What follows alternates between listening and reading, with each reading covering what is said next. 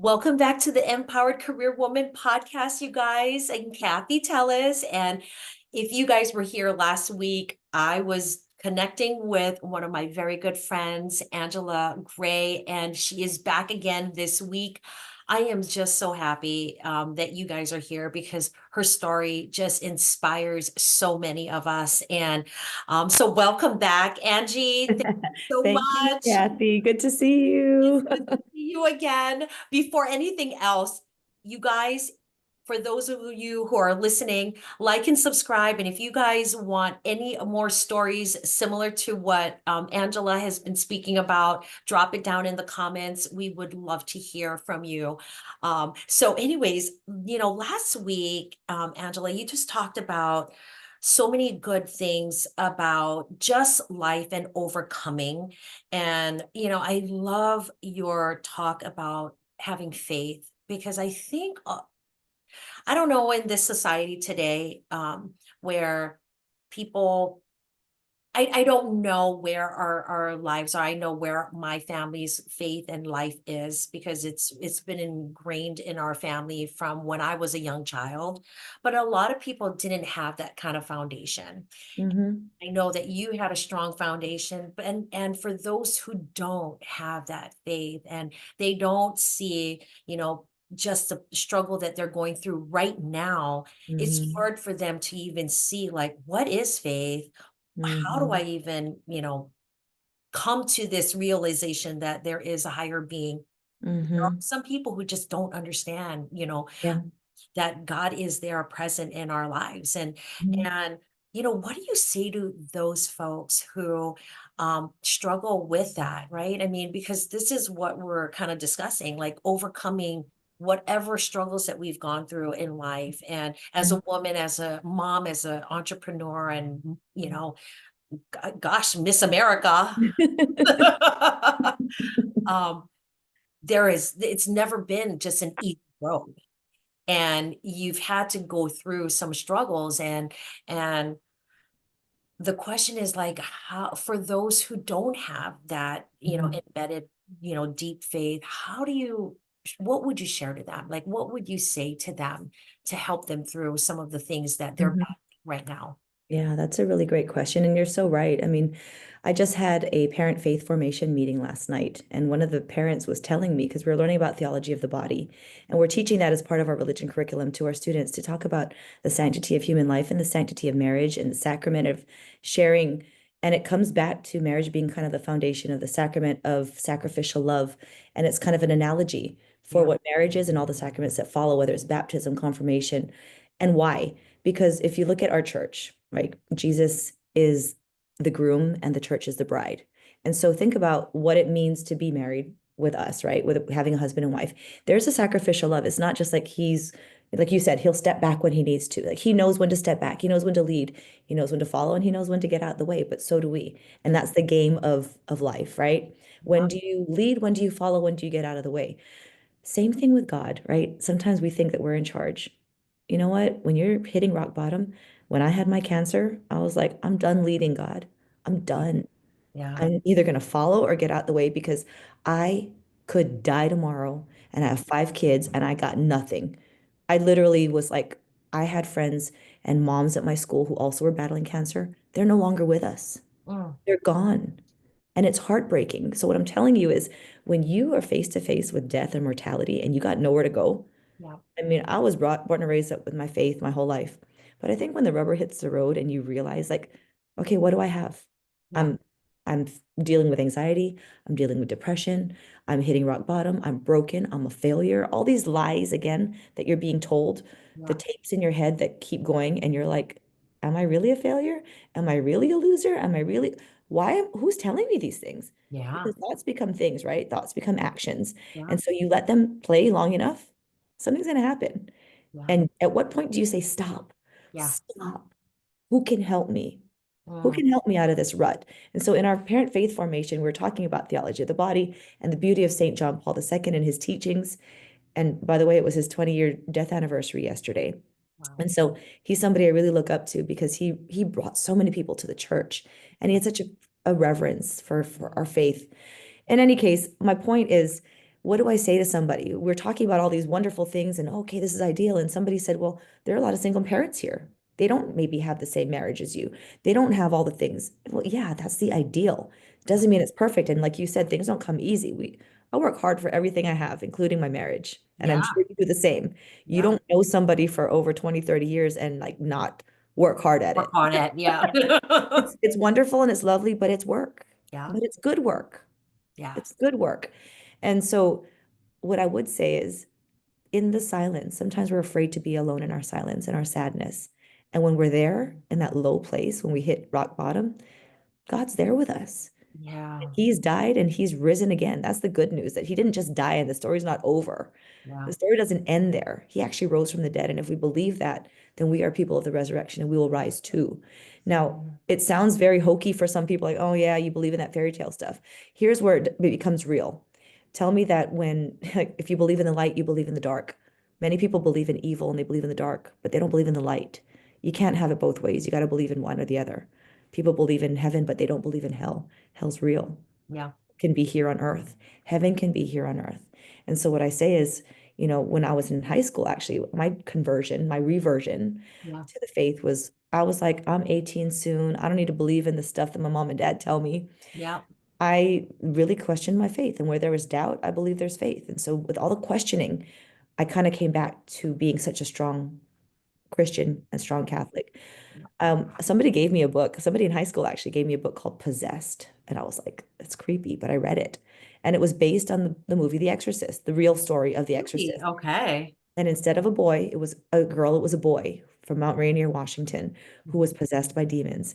And what struck me the most was, yeah, it was kind of a creepy story. And all these holy people tried to come in and expel the demons from him. Mm. Nobody could until a Catholic priest came along. And I Wow. remember that it struck me because I'm like, why only a Catholic priest with Yeah. relics and of saints? And I was like, okay, you hear about all this stuff, but is it real? And you start to hear about how hundreds of demons were within him. And it was kind of creepy. In any case, at the very end, I just remember thinking, man, there is a devil, there is hell. Yeah. But what's the saving grace? It's everything that we were taught. And if you believe in one, you have to believe in the other. The other thing about it is, when you're reading the gospel and you go back to scriptures and you talk about how even the demons, they have to recognize Jesus, right? They have to recognize. Um, why do satanic worshipers, when they do these black masses, find the host at a Catholic church? They don't go to any church, they go to a Catholic church and Mm. they find Jesus because they know they recognize that he's in the host, hidden in the bread when Yeah. it's transformed through the I got Holy Spirit. goosebumps.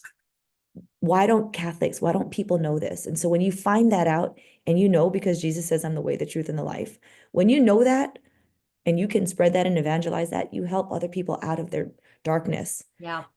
I had met with a priest who did our mass in Rome, and he actually was, I don't know if he was an atheist, but he was definitely not a practicing Catholic. He did not practice anything, I believe. He was engaged to be married. And the moment he was about to propose to his fiancee, to be his girlfriend, there was a huge gust of wind and it kind of like lost the moment like so much like it was so flustering that he was just like forget it. I'm not even going to ask. So he was like maybe God's trying to tell me something. And so as he kept on going along with the relationship, he's like maybe this is not what's meant for me. And so he would try to block out the noise with music because he was a producer. He actually worked with all these Hollywood celebrities. He was a music producer, worked with Diana Ross for 9 years, My like gosh. literally a top Hollywood producer. He went to Rome one day and he met a priest, and the priest just kind of like started talking to him. Next thing you know, he converted him to becoming a Catholic, and now he's a priest, changing Unbelievable. lives. So he's sharing his story with me, with my husband and my son, and I'm just like, my husband's a musician, my son's a musician, and it was just he just was speaking out of a place that was so authentic and so genuine Yeah. and just opened their hearts to listen. And he said, there was a moment I was so depressed. I was had so much anxiety. And I was like, what am I chasing? What Yeah. am I running after? What do Yeah. I want in this life? And nothing could fulfill me. And I was so downtrodden. And he goes, and then all of a sudden, it was quiet because I was so afraid of the silence that it was so deafening. I had to blast my music. I was listening to music all the time. I was looking at distractions, watching movies, and nothing could fill that void that I had. Yeah. So then he just kind of was quiet. And in that quiet, he said, that's where Jesus entered. Oh my gosh. So And good. what he said was, every day he dies and every day he rises again. When I die, he dies. When I rise, he rises. And he was like living, he was walking with him. He was journeying with him. Oh my gosh. And when he said that, it's like I can relate to that because that's how I feel. During the cancer, I don't want to talk to anybody. I Yeah. mean, what? I'm coming off as Miss America and I have no hair and I lose my femininity. Yeah. Tell me that that is not just stripping you of everything that you have and Yeah. questioning your identity and everything you've ever known. So Yeah. I'm literally in rock bottom in my silence, and all I can do is pray because they Mhm. say that when God brings you to your knees, when you're brought to your knees, you're in the perfect position to pray. And that's exactly what I did. And so when there's nowhere else to go, Hmm. that's what I would say to the people who are like, I don't know what to do, I don't know where to go. Stop drowning out. Like, stop drowning out your thoughts Hmm. with stuff, Yeah. TV, radio, distractions, drugs, alcohol, sex, whatever it is, fill in the blank, the vices, Yeah. and just sit alone and listen. Yeah. And prayer is really just not just talking to God, but listening. Can Yes. we listen? And in the silence, you're gonna get some answers. That's what I would say. Oh, I got goosebumps, girl. I got so much goosebumps. Oh, you know what? I grew up, when you're sharing that story, I grew up obviously born and raised in Catholic church. I mean, we went because not because we had to, but we went because grandma went, my mom went, everybody went, and I'm not going It's to be left. cultural. It's Yeah, part of the it was family. culture. It was Yeah, culture, yeah. 100%. And anyways, my dad died. I don't know if you remember this or not, but my senior Mm. year, my dad had passed away. Wow. Yeah, and I was the one who found him. Yeah, he Ouch. had a massive heart attack. Oh my Yeah. gosh, I did not know that. Yeah, it was tough. It was January of our senior year, my senior year. And I of course I had faith. Of course I believed in God. Of course all of that. But the resentment and the anger that I felt, like I'm the only child that my dad didn't get to see me, get my diploma, or, all of these things. Like, Mm. why was I the one who found my dad? I mean, why couldn't it have been somebody else? I mean, it was me and my mom, who had found him. And all of these like things that I was going through as an 18-year-old at that time. And my sister, who was at Washington State University, I went to school with her because honestly, I did apply for to Pepperdine, Oh, got in. did you? I did. And but my mom didn't want me to go to a school that was away from my sister because after my dad had passed, it was like she needed me to be with somebody else. And if I was gonna leave Hawaii, I needed to be by family. And so Mm. my sister was finishing up her master's. My oldest sister was finishing up her master's, and I was like, you know what, WSU is fine. It was a good school. I didn't mind it. I knew I wanted to leave, um, but that year, I remember I was still just angry. I was still going to mass and everything, but I wasn't into it. I really was not feeling God in my life at that moment. And my sister, not forced me, but she's like, "Hey, I signed you up for this one retreat. I think you should go." And I was like, "Oh, I don't know." And she's like, "I already signed you up. Just go and don't worry. You just go and have fun." And because we were already, with some of my friends at church and everything. And I'm like, "Okay, I guess I'll go." But I wasn't feeling it. I really Mm, wasn't. mm, And but during that retreat, it's called Search. And like reinvigorated my life and my relationship with God mhm, that weekend. I had no idea where it was coming from. I just remember I cried like a baby, and it was like this feeling of like coming home. And mhm. when you say like you sit still in that, it makes me like I want to cry right now. But sitting still and like not being so busy, because that's Busy, that's what busy, happens with busy. us, right? we all want to be busy because I don't know, I mean, we want to avoid like all of that, Mhm. the noise or the pain or the anxiety and all of this. And I was avoiding that pain of losing my father, seeing my father, all of this. And my gosh, that weekend was like so life-changing for me. And so when I say that story to my daughter, or I share that with Mhm. my husband, it's Mhm. like I've seen it. I've seen it where they were hit and they were renewed with like, oh my gosh, I know and I see my faith. And I love when I see that in other people. Mhm. And when they've accepted Christ in their life. And I Mhm. know that, this podcast is all about, empowering women, but that's sometimes, when we talk about our faith and we get ingrained in the things that um like you said, it's like there's life, but boy, life doesn't really happen unless you have that faith. And I'm Mhm. telling you, when you were sharing that story, it just brought me back to my search retreat. Mhm. And then it reinvigorated my life That's with awesome. Jesus. And it was so life changing for I me. love it. I It love it. was so wonderful. And you And can see, oh I gosh, look yeah, at like you, I'm you're like, having this emotion oh because my gosh. it's bringing back Yeah, to the truth, right? It's bringing you yeah, to the truth. And yeah, every time I'm sitting before the Blessed Sacrament, when I go to adoration, like I didn't grow up going to adoration. I yeah, didn't know what it was. We never had that practice as often. yeah. Here we have it all the time. And when I sit in front of the Eucharist, when there's the benediction, for some reason, I just cry. Oh my gosh, no. It's like God gives me permission. And that Yeah, was one of the homilies at when I was in the Clementine Chapel at St. Peter's Basilica yeah. on St. Joseph's feast day with my son and my husband. The homily that the priest said to me was, I'm getting a word from God to tell you that it is okay to rest in me. I Oh give you my God. permission to rest in me. And I couldn't just not hold the tears back. Oh my gosh. And I think maybe that's the word somebody who's listening to your podcast Yeah, needs to hear. You talk about we're doing this, we're doing that, how? When really, as you get older, you realize you're getting wiser, and it's like it's not what you're doing. It's the Mary and the Martha. It's the contemplative and the action. We yeah, can be a little bit of both. We don't have to be one or the other. It's somewhere in between. It's not either or, it's and. It's yeah, the synthesis of it. You don't have to be just a doer and not not contemplate God and his wonders and his miracles and the miracle that you are yeah. and the people in your life are. You can be both. And I think that was the word that was given to me. And it stuck with me the entire trip. Oh my gosh. I'm giving you permission that God said to him, this is the word I needed. Angie, I'm giving you permission to rest in me. So stop thinking about work and the Yeah, kids. I'm going to take care of them. It's going to be fine. Live in the moment. Enjoy.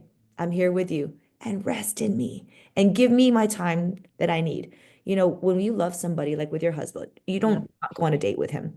You don't not take care. My husband's feet were hurting. I sit and massage him. I tell him I have a kink in my neck. He massages me. It's like, it's a give and take, right? yes, And yes, it's like, same with God. Is if you love somebody, you're going to spend time with them. You're yeah, going to listen to them. You're going yeah, to talk with them. You're going to share your day with them.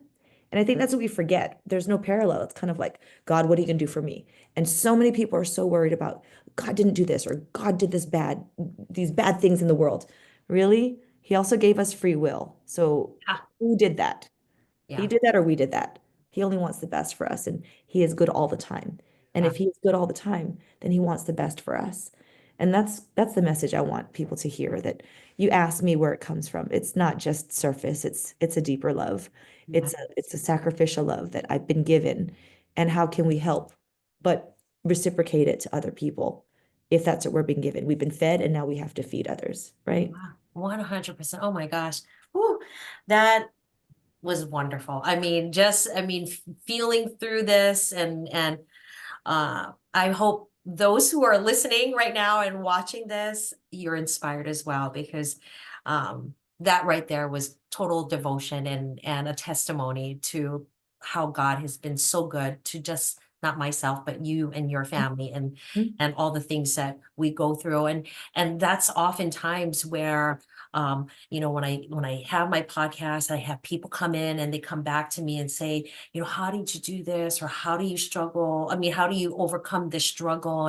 And in the heart of it all, the core of it is that faith and just knowing that God is there. And if you trust in him, oh, life will be so wonderful. Mhm. And not always easy.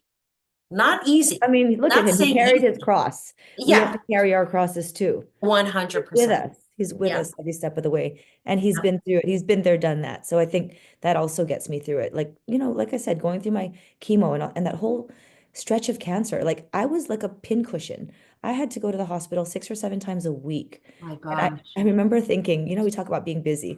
I'll share a funny story that's not really funny because I just found out I had cancer. And I remember they said, if I call you, if I email you, you're fine. If we get a phone call, you might have it. My Because they said gosh. we found something abnormal in your mammogram. So definitely an advocate of early detection. Yeah. I get the phone call and I see it on my phone. And I'm like, this is the phone call.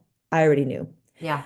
And I was like, yep. And I kind of was like, what do I need to do? Do I need chemo? How do Yeah. people survive? I was just like, let me just go through the motions. I'm not even gonna have emotion because I already know if I let it get to me, Yeah. it's gonna break down. So I'm like trying to be strong like I always am. And I waited to get, to break down. The first thing I did after I said thank you, hung up, called my mom, didn't answer, called my dad, picked up and talked to him about it, called my sister, called my husband, called everybody that I knew because my sister was also a cancer survivor. So I called everybody. And then when I finally was in my silence, and they told me you need to get your biopsy done. And I went to the biopsy and I drove myself. I didn't know what I was getting into, but this was the beginning of my whole journey, like 5 surgeries in 6 months. It was crazy. Did not know what was coming. Yeah. And I remember lying on that table and like the needle goes in and you're just like, it's Oh, sore yeah. and you're uncomfortable and you're like, what is happening and what's gonna happen? And I'm like, am I Yeah. gonna be there for my husband and my kids? And all you can think of is what's gonna happen. And then in that quiet moment, I just remember thinking, this is like a spa day. Literally, I, I kid you not. This fleeting thought as I'm like feeling having a pity party, feeling sorry for myself. I was like, this is the quietest it's ever been. I'm literally alone with my thoughts. It's like a spa day. I have not had a moment alone to Oh myself my gosh. in years. Wow. And it took that. It took getting cancer to be alone in the quiet Yeah. with a needle poking into my breast for a biopsy to see if I have cancer, which turned out to be positive, yes. Yeah. But where is the sunshine? Where is the silver lining to this cloud? And I think that's where we have to ask ourselves, like, you know, is there a resurrection in this Yeah. cancer diagnosis? Yeah. If we're people of the resurrection, where is it? And like the priest was saying, yeah, I'm sitting alone in the quiet and there's a cross, but I'm not alone. Yeah. Jesus is there on the cross with us, Yeah. and we put him there. Yeah. But of his own power, he was able to rise.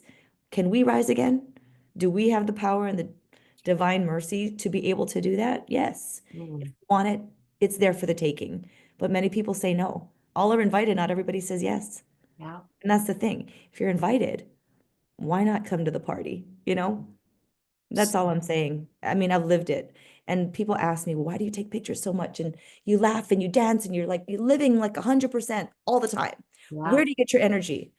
And I'm just like, when you think you're going to die, I think you live differently. You live differently when you get a chance to wake up every morning and get to see your husband, the love of your life, and you get to hang out with your beautiful babies and watch them grow and do amazing things. Yeah. You just live differently. So my hope is that whoever's going through a tough time, that you really find, that quiet space Yeah. to reconnect with your core Yeah. because we are made in his image. And when you see that and you believe that and you live as such, then you can really change the world on your own terms. So good. Oh my gosh, so good. Um, okay, drop the mic and listen. Oh man, Angie, was so good. There's a lot. There's a lot. Oh, there's so much. And honestly, when I say like the inspiration, just even listening to you and hearing what you're saying, it inspires me. And I hope that I can do the same with others as they listen to this podcast or as they come and they DM me. A lot of people text me and message me on the side, which I'm so grateful that they trust me in Mhm. bringing in these kinds of stories that can inspire them. That's awesome. And so thank you for that. I'm so Um, proud of you for what you're doing. This is really a great thing that you're doing. I mean, you have so many opportunities and options to do things, but I love that you really take that opportunity to empower young women. And like you said, it's like we're paying it forward. We're sharing our stories. We want what's best. I always tell my kids, I want you to be better than me. I 100%. need you to be better than me. Yeah. And they see that because we've lived, but we have a lot to learn. But Yeah. hopefully from our wisdom, we can help them be better. 100%. I think that what's driven me to do this and start this podcast is that, all my career, I've helped other young women or other people, in business, and whether it be in leadership and just kind of helping them grow as a person in the career field, a lot of career women, because it's hard to see women in the boardroom, and Filipino American. I mean, at one point when I was in the boardroom, I was like, oh, I'm the only woman and the woman of color. Yeah, for And sure. they're like, hey, is your real name Catherine? I'm like, really, dude? I mean, because they think that I have a different, like an Asian name, like from another country or something. And I'm Right, like, are you right. serious? Oh my gosh. Yeah. Yeah. We battle through all of that. And I think that's why I've been so inspired to help this next generation of female leaders, For whether sure. it's building their own business or, propelling themselves in their own careers, and as mothers or as wives and all of that. We never talk about those things. And I don't know if it was a cultural thing for my parents, but they're like, just put your nose down and just keep on focusing and work hard and just keep on going and suck it up. If Mhm. this hurts you, that's fine, just keep on going. And Right. it's that kind of culture that I grew up in, where that's not how it is in life, in real life. I mean, we do have to kind of talk through some of these things. I mean, Mhm. going through a therapist, God forbid, What is that? talk about you talk about what you're feeling to somebody else. Like, what is Yeah, happening? Right? different world. It's a different world. 100%. And so, people listening to this Empowered Career Woman podcast, I feel that, hearing authentic stories like yours and the way that you share it is just so powerful, because I know that they can relate to what you're saying, whether it be through faith or, battling through breast cancer, or my gosh, having somebody who passed away through suicide. I Mhm, mean, that mhm. that is huge. You see it now with mental health in the world, and people that you would never think that were depressed, like Mhm. they have a life that is so good in And social that's why media, it's important right? that we check in. We check in with people. If you Yes. notice something, hey, are Yeah. you okay? Yeah. Want to come over? You want to talk about something? What's Sure. going on? Just checking Yeah. with people. You talked about entrepreneurs and career women and I've been in had my fair share of businesses and running being a leader, not just in the school, outside of school. And I think what's important is when you work, there's a saying, right, that if you do what you love, you never have to work a day in your life, right?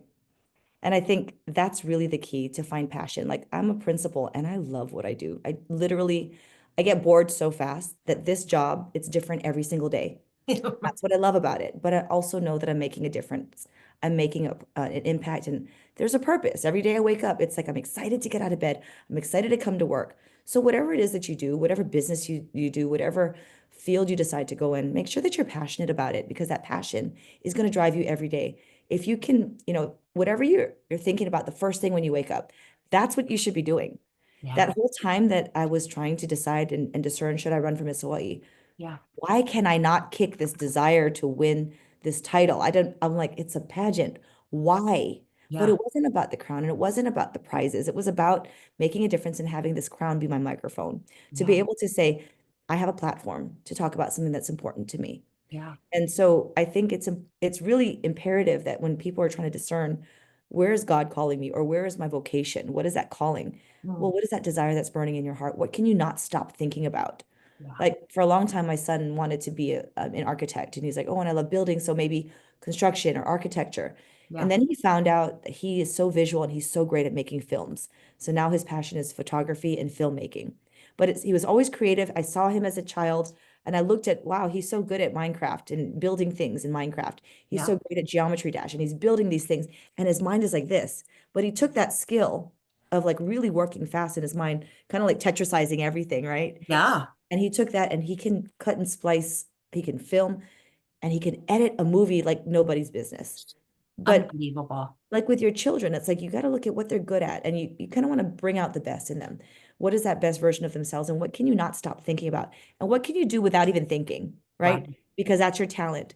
If Yeah. something comes so easily to you, like the way you were a cheerleader, right? Yeah. You're in cheer and you're positive all the time. You're optimistic, you're energetic, you're in shape, but you're being a leader and you're uplifting everyone around you. How do you take that Yes. and translate it into the real world where you can make money and Yeah. you can help people, right? Because you're doing that right now. You don't Exactly. you don't put the big white bow on like you used to I and know. the blue and white Menny's cheerleading outfit. Maybe you do. I'm gonna ask your husband.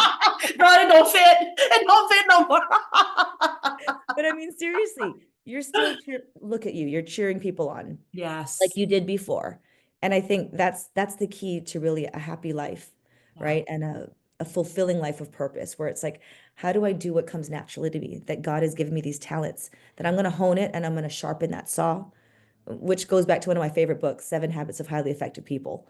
Yes. One of my favorite books. I actually did a whole book study with my staff earlier this year. Oh, that's And so awesome. we full on just did a deep dive in a book study and literally talking about starting with the end in mind and like how you can do it all. But really, where do you want to be when you die? Like, what is the legacy you're going to leave behind? And then fill in the blanks. How do Yeah. we get there? Work backwards, right? So Love it. that's what I would say to these young women who are like, I don't know where to go. I don't know what to do. What is that thread that really speaks to you? So when I did this one, there was another book by Dr. Barbara Sher, Sher, and it's I Can Do Anything I Want if I only knew what it was. Love that book. My gosh, yes. Love that book because what it taught me, there was an activity in there that says, what did you like doing when you were 5, 10, 15, 20 years old, 25? And at the time I read it, I was 25 and I was looking at it in 5-year increments. And the thread was always with children, always around sunny places, Oh with my water, gosh. with family, with friends, laughing, acting, TV, singing. Just how do you make a life? How do you craft a life out of everything you love? That's really the task. So good. So that's what I would advise. Anyone listening, anyone who's like, I don't know where to go. What makes you happy? What makes you tick? What has God given you that comes so easily to you that other people marvel when they say, like, dang, where do you get all that energy, Kathy? Or, man, you are so good at lifting people up. How do you monetize that and say, you know what, I'm going to make that my career, I'll make Yeah. that my job, doing something I love every day and get paid for it? Are you kidding me right now? Seriously. I know it. Oh my gosh, so good. So good, sister. Thank Stop. you. Oh my gosh. Listen, if you could get one more question and we're gonna like if you could go back to your younger self, what would you say? Like one advice to say to your younger self. I'd say slow down. Love that. Slow down. I mean, I'm always in a rush. Why are you in a rush? I know. Stop and smell the roses. It's all gonna work out. Yes. Just chill. I mean, I had a lot of energy back then, and it's kind of like honing in that energy. And I think I go on a different speed from everybody else. So like I literally had to learn how to talk slowly, walk slowly. At Yeah. the same time, don't change who you are. Be true to Yes. yourself.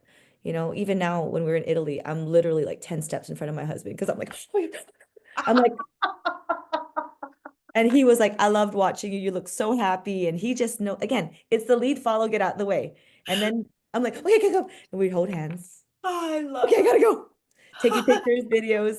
And he just knows me. He lets me go. He lets me be. I let him be. And we come back together. We had a 5-year long distance relationship. And so I think it's amazing when you find that person, like your person, right? Yeah. You got him. So I good. got him. Yeah. And just don't let him go. When I you got something good, don't let him go and don't take him for granted. 100%. Oh my gosh, so good. Listen, thank you so much. How can people find you on social, on a website?